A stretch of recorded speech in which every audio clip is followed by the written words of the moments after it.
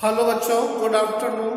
आज कक्षा 9 के छात्र छात्राओं को हमें विलयन की सांद्रता को पढ़ाना है। विलयन की सांद्रता means concentration of solution.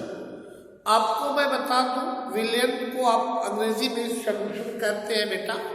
Solution के किसी भी विलयन या सॉल्यूशन के दो प्रमुख अवयव होता है। पहला जो अवयव है वो आपका जो है पहला अवयव जो है जिसको आप कहते हैं विलेय पदार्थ या सोल्यूट मटेरियल, और दूसरा आपका विलायक या जिसको आप कहते हैं सॉल्वेंट मटेरियल।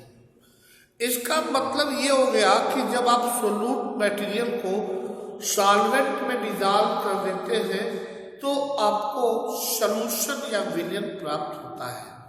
इसी क्रम में आपको मुझे विलयन की सांद्रता मीन्स कंसंट्रेशन या जिसको हम कहते हैं स्ट्रेंथ, या आप सीधे सीधे कह सकते हैं कि विलयन की सांद्रता का मतलब ये हुआ कि विलेय की मात्रा और विलयन की मात्रा या विलेय की मात्रा और विलायक की मात्रा के अनुपात क्या है।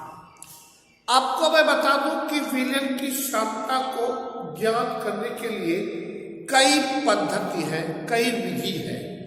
पहला जो विधि है वो आपका द्रव्यमान आब्लिक विलयन के द्रव्यमान प्रतिशत में मैं लिख रहा हूं। मैंने लिखा है पहला जो विधि है द्रव्यमान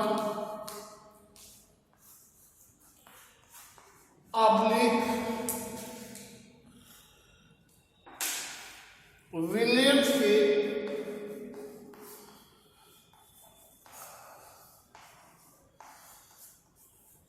द्रव्यमान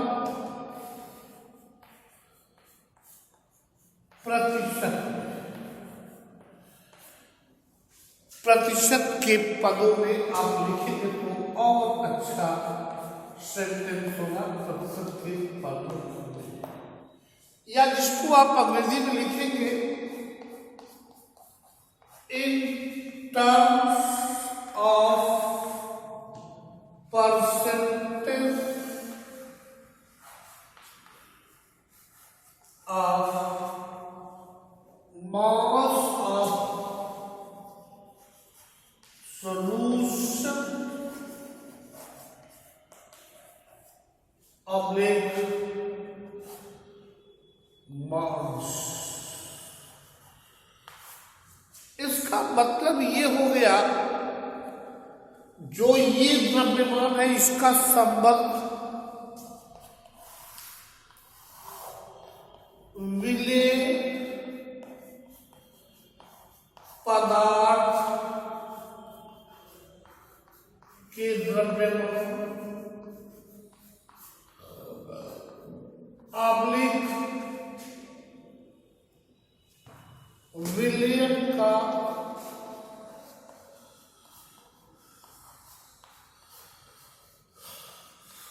द्रव्यमान गुणे सीधी सी बात है। इस द्रव्यमान का तात्पर्य, इस मास का तात्पर्य विलेय पदार्थ के द्रव्यमान से और विलयन का द्रव्यमान बटा विलयन का द्रव्यमान प्रतिशत मीन्स फुली मल्टीप्लाई बाई 100।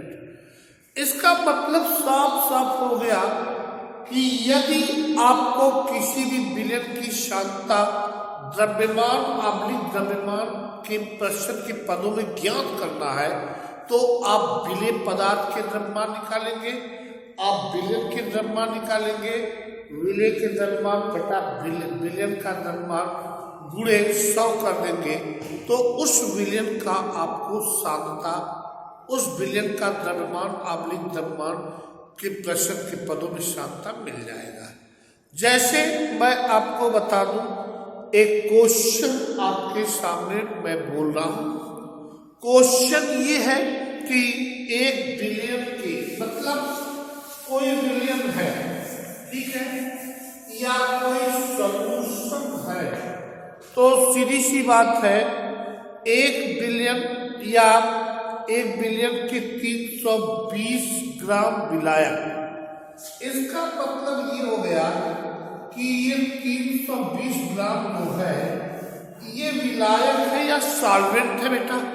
और ये कहा जा रहा है कि विलायक जल में, इस विलायक जल में 40 ग्राम नमक मिले हैं। इसका मतलब ये हुआ कि आप सीधे सीधे कह सकते हो कि विले या नमक पदार्थ की मात्रा बराबर 40 ग्राम। और इसी क्रम में आप लिख सकते हैं विलायक या जिसको कहते हैं जल की मात्रा, ये आपका 320 ग्राम।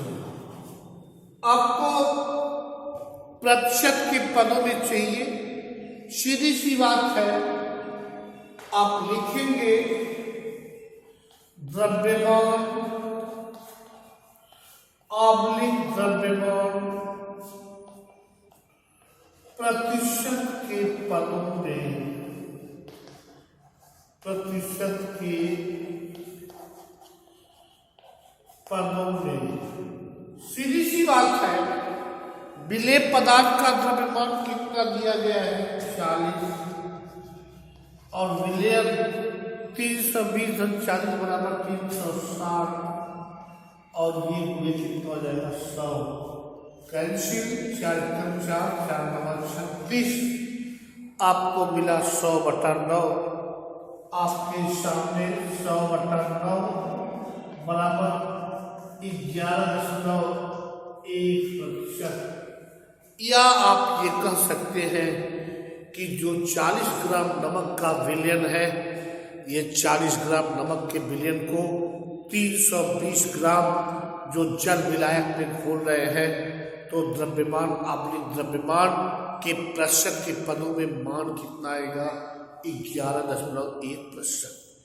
इसी क्रम में अगर आपसे पूछा जाए कि द्रव्यमान ऑब्लिक आयतन के पदों में, आप चलिए आ जाइए, आपको मैं अगला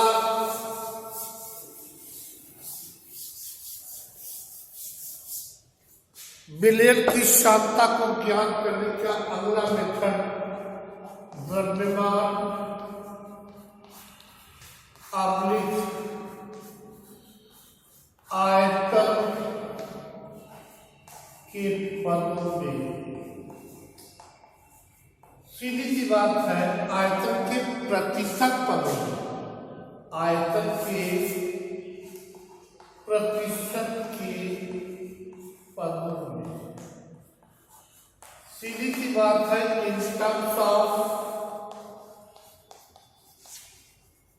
टर्म्स ऑफ परसेंटेज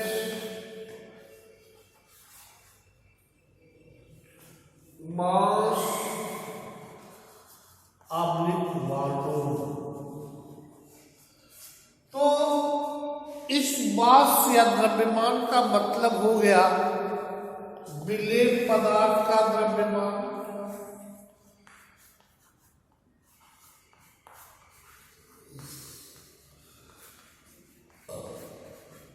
और नीचे विलयन का आयतन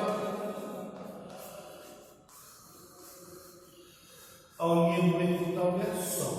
इसका मतलब ये हो गया कि आपको यहां पर सीधी सी बात है, इस फैक्ट या इस फार्मूला के अनुसार, जैसा कि मैंने आपको सीधे तौर पे बताया कि विलयन के दो अवयव विलेय और विलायक। सिंपल सी बात है, विलेय पदार्थ को जो विलायक में घोलोगे तो विलयन बनेगा।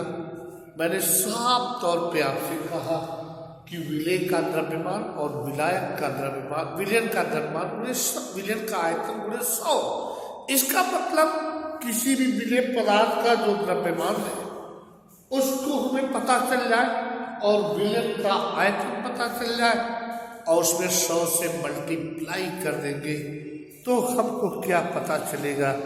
हमको पता चल जाएगा, सीधी सी बात है, उस विलयन का जो है क्या पता चलेगा, उस विलयन का जो है साधनता पता चलेगा।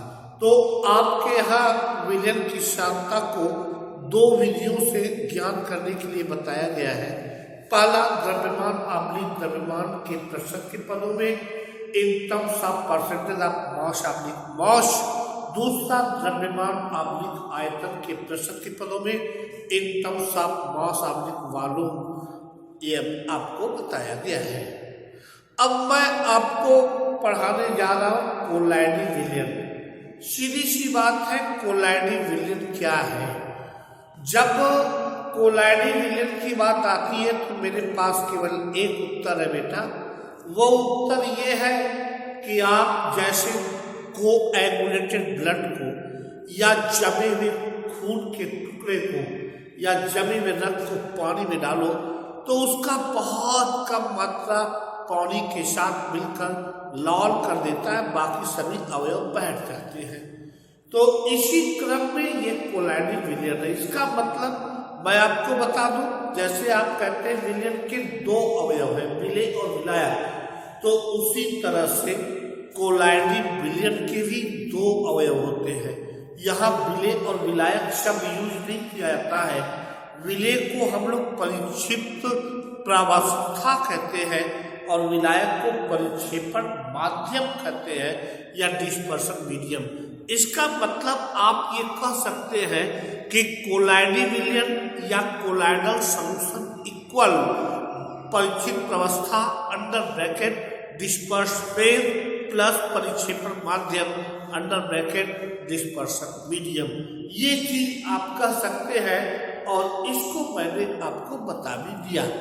इसी क्रम में अब अगला ये है कोलाइड के गुणधर्म या जिसको आप ये कह लीजिए प्रॉपर्टी ऑफ कोलाइड।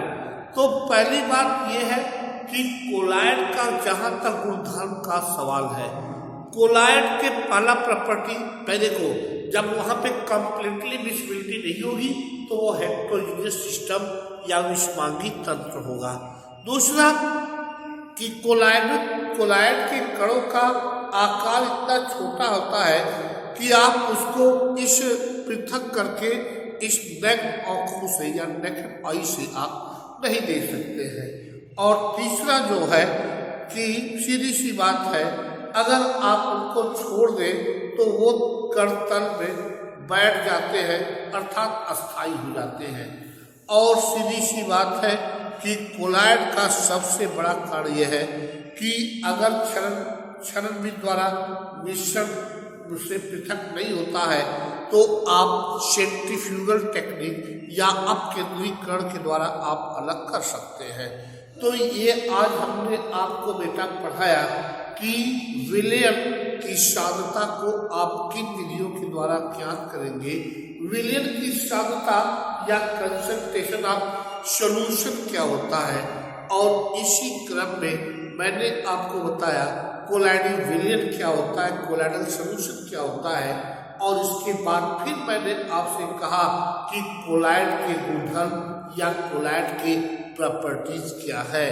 अब देखिए, जहां तक कोलाइडल की बात है, वास्तव में जब हम कोलाइड की व्याख्या करेंगे तो मैं आपको बता दूं उसमें बहुत सारे थीम आते हैं, लेकिन सबसे इम्पोर्टेंट थीम तो यही है कि कोई भी कोलाइड अगर है या जिसको आप कह लीजिए कोई भी कोलाइडल है तो आप सीधे तौर पे ये कह लें कि कोलाइड में अगर कोलाइड हुआ है तो कोलाइड का संबंध विलेय विलायक तो होता है, लेकिन कोलाइड में विलेय विलायक शब्द का प्रयोग न करके बल्कि आप विलेय पदार्थ को कहेंगे परिक्षिप्त प्रावस्था या जिसको अंग्रेजी में परिक्षेप, अंग्रेजी में डिस्पर्स फेज बोलते हैं, और दूसरा परिक्षेपण माध्यम या जिसको आप अंग्रेजी में डिस्पर्सन मीडियम बोलते हैं। इसका मतलब जो हमने आपको बताया कि कोलाइडी विलयन या कोलाइडल सॉल्यूशन इक्वल टू परिक्षेपित प्रावस्था अंडर ब्रैकेट डिस्पर्सेल प्लस परिक्षेपण माध्यम या डिस्पर्शन मीडियम होता है। और मैंने सिद्ध भी कर दिया कि कोलाइड जो होते हैं वो विषमांगी होते हैं। थैंक यू बेटा।